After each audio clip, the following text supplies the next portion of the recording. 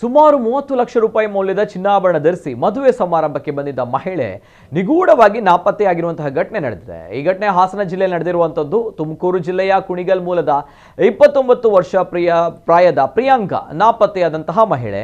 ಇವರು ಚಿಕ್ಕಮಗಳೂರಿನಲ್ಲಿ ನಡೀತಾ ಇದ್ದಂತಹ ಮದುವೆ ಸಮಾರಂಭವೊಂದಕ್ಕೆ ಆಗಮಿಸಿದ್ರು. ಫೆಬ್ರವರಿ 12ರಂದು ರಾತ್ರಿ 7:30 ಸುಮಾರಿಗೆ ತಮ್ಮ ಕುಟುಂಬ ಸದಸ್ಯರಿಗೆ ಕರೆ ಮಾಡಿದ ಪ್ರಿಯಾಂಕಾ ತಮಗೆ ಯಾರೋ ಪರಿಚಯದವರು ಸಿಕ್ಕಿರುವುದಾಗಿ ತಿಳಿಸಿದ್ರು. ಆ ಮಾತು ಮುಗಿತಾ ಇದ್ದಂತೆ ಫೋನ್ ಸ್ವಿಚ್ ಆಫ್ ಆಗಿದೆ.